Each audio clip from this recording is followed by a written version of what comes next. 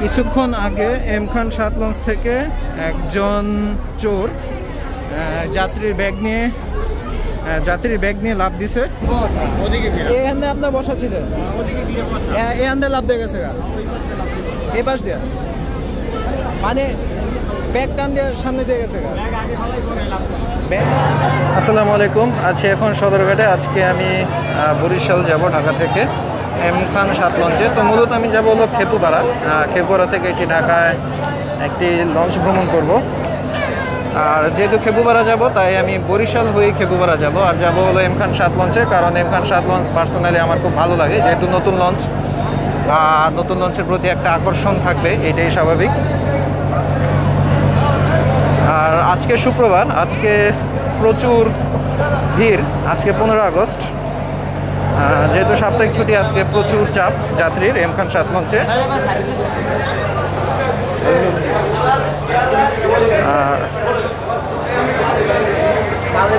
তো এখন বাজতেছে 8টা, আর দেখতে পাচ্ছেন ডেক একদম ভরে গেছে।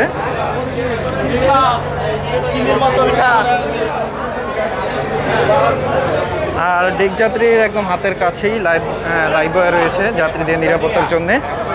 আর ডেক দেখতে পাচ্ছেন একদম হাউসফুল।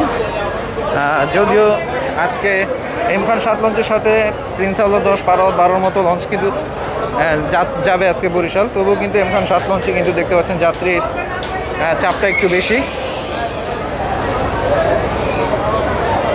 আর ঢাকা থেকে বরিশাল পর্যন্ত কিন্তু এই ডেক ভাড়া কিন্তু মাত্র 300 টাকা করে।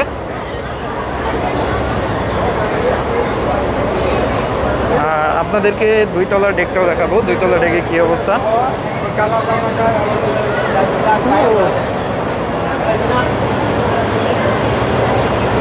তো চলে যাচ্ছি 2 তলার ডেকে।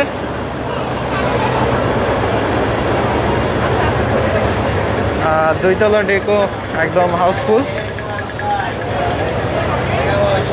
ছাড়তে এখনো প্রায় 1 ঘন্টা বাকি, যাত্রী আরও হবে।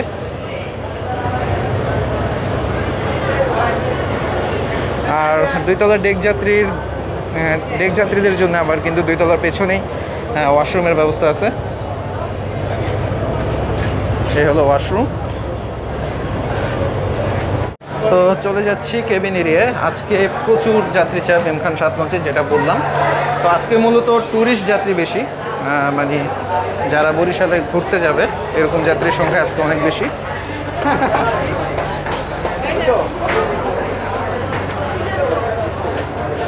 তো 3 তলায় চলে আসলাম ডাইরেক্ট।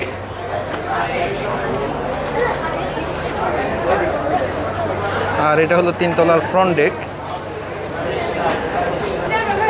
তবে সুন্দরবনের মতো এম খান 7 লঞ্চে যদি লিফট থাকলে একদম 100-তে 100 হইতো।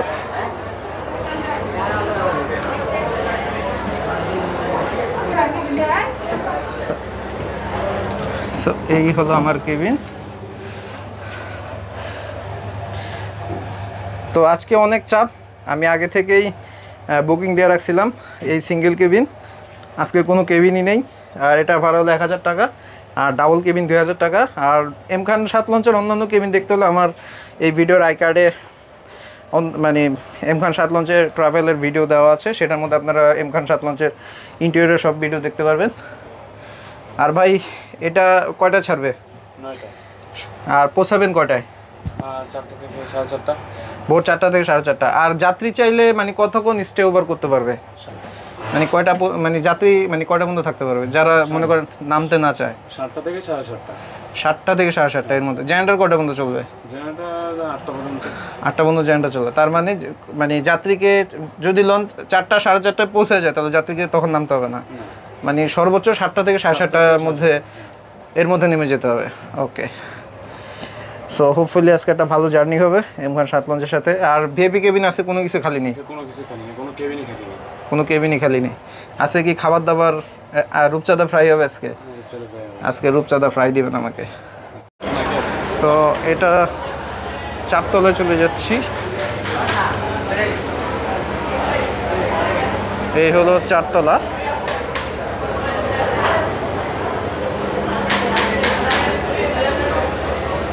চারতলার এই জায়গায় একটা কফি শপ দিতে পারলে ভালো হতো।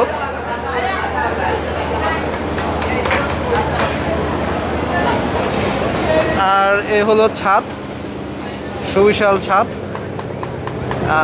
এখানে রাতে অনেক বাতাস খাওয়া যাবে। আর 4 তলার সামনে হলো একদম মাস্টার ব্রিজ।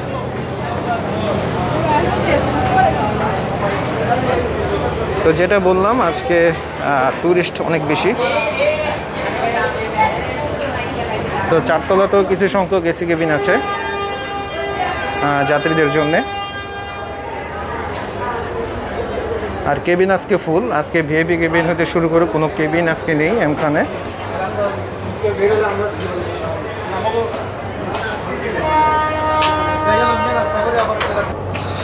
আর এম খান 7 লঞ্চের মাস্টার ব্রিজটা 4 তলায় একদম সামনে। তো এটা হলো এম খান 7 লঞ্চের মাস্টার ব্রিজ ইকুইপমেন্ট।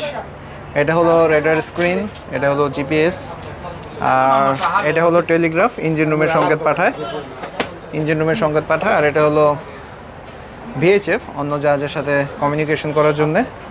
আর এটা হলো হাইড্রোলিক রিমোট, এটা চাপলে জাহাজ ডানে বামে যায়।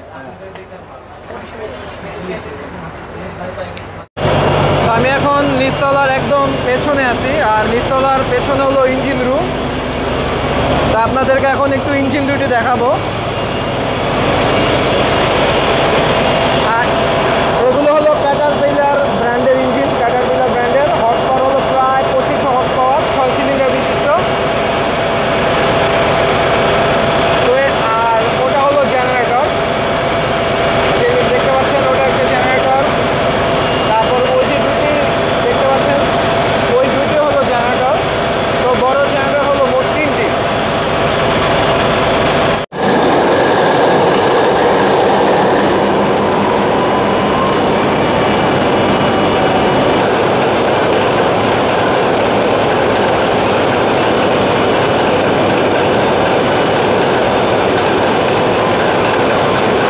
তো আপনারা দেখতেই পেলেন এম খান 7 লঞ্চের ইঞ্জিন চালু করা হয়েছে। আর পারাবত 12 ছেড়ে যাচ্ছে। প্রিন্স আলো 10 লঞ্চ ফার্স্ট ট্রিপে ছেড়ে গিয়েছে, তারপর সেকেন্ড ট্রিপে ছেড়ে যাচ্ছে পারাবত 12 ছেড়ে যাওয়ার পরেই এম খান 7 ছেড়ে যাবে। অর্থাৎ এম খান 7 লঞ্চ লাস্ট ট্রিপে ছেড়ে যাবে বরিশালের উদ্দেশ্যে।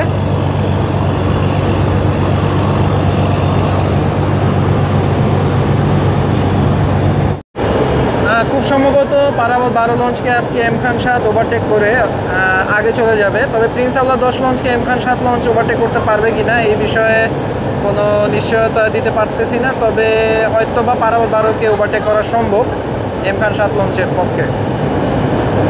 হয়তো বা পারাবত 12 ওভারটেক খাবে এম খান 7 লঞ্চের। তো আপনাদেরকে এখন দেখাবো এম খান 7 লঞ্চের ইঞ্জিনকে কীভাবে ব্যাগার দেওয়া হয়।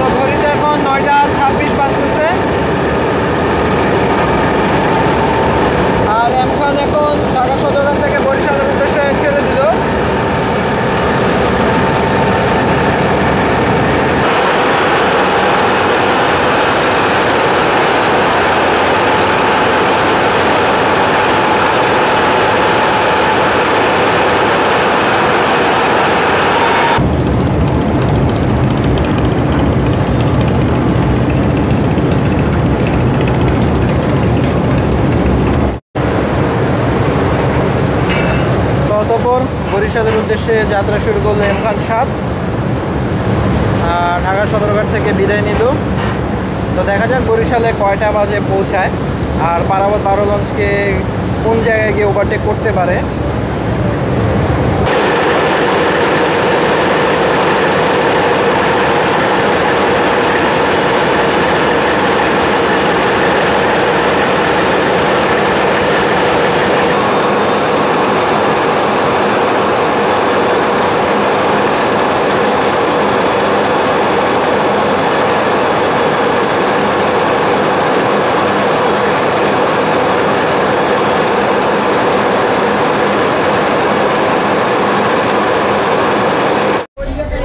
কিছুক্ষণ আগে এম খান 7 লঞ্চ থেকে একজন চোর যাত্রীর ব্যাগ নিয়ে লাফ দিছে। তো যারা ডেকে যাবেন তারা সব সময় সতর্ক থাকবেন, আপনার ব্যাগটাকে খুব সেফলি রাখবেন, খুব খেয়াল করে রাখবেন, কারণ বরিশালের লঞ্চে ইদানিং এই ঘটনাটা ঘটতেছে, যাত্রীর ব্যাগ নিয়ে লাফ দেয় চোর। তো এই জায়গা পেছন দিয়ে লাফ দিছে, যার কারণে এখন এখানে মানুষ জড়ো হয়ে গিয়েছে অনেক। এখানে আপনার বসা ছিলেন, এখানে লাফ দিয়ে গেছে এই পাশ দিয়া, মানে ব্যাগ টান দিয়ে সামনে দিয়ে গেছে, ব্যাগ আগে ভালো হয়েছে, এরপর লাফ দিছে। তো এই যাত্রীর ব্যাগ নিয়ে চোর লাফ দিয়েছে নদীতে, উনি এখন কান্নাকাটি করতেছে। চোর জাস্ট এই ফেন্ডার দিয়েই, মানে এই নিচতলার এই দিক থেকেই লাফ দিছে, মানে আগে নাকি ব্যাগ নদীতে মানে ফেলে দিছে, তারপর নাকি চোর লাফ দিছে। আর বুড়িগঙ্গা নদীতে এখন পানি অনেক,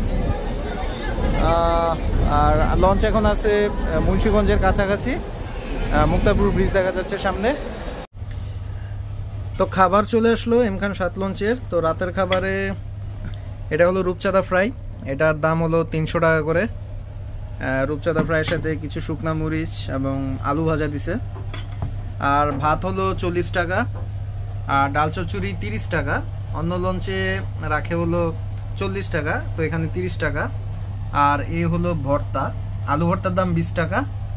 আর হলো লেবু আর কাঁচামরিচ। তো দেখা যাক খাবার কেমন হয়। এই রূপচাঁদা ফ্রাই, এগুলো রূপচাঁদা ফ্রাই, আর একটা আলু ভর্তা আর ডাল চচ্চড়ি। খাবারটা অস্থির টেস্ট, খুবই মজা হয়েছে খাবারটা। আর ডাল চচ্চড়িটা অসম্ভব রকমের মজা হয়েছে। তো এম খান 7 লঞ্চের আমি একবার ভিআইপি কেবিনে ভ্রমণ করেছিলাম ফার্স্ট ট্রিপের, এম খানের উদ্বোধনী যাত্রার দিন।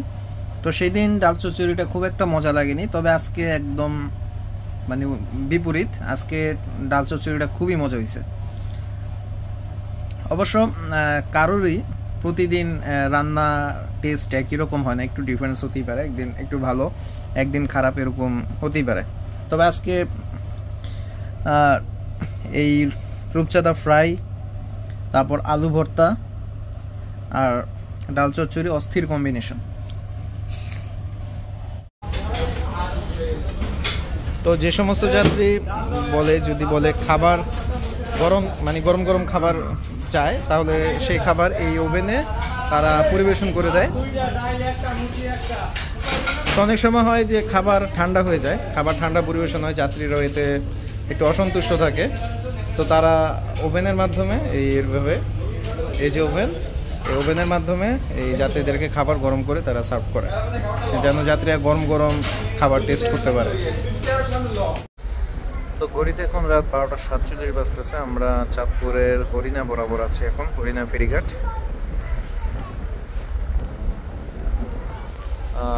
হয়তো বা ভোর 5টার মধ্যে পৌঁছে যাবে লঞ্চ।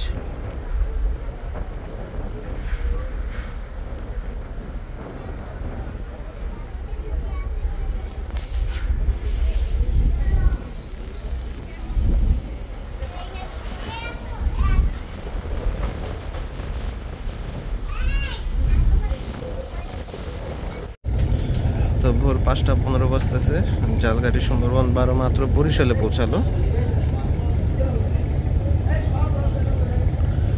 আর এম খান লঞ্চ 5:14 পৌঁছেছে বরিশালে।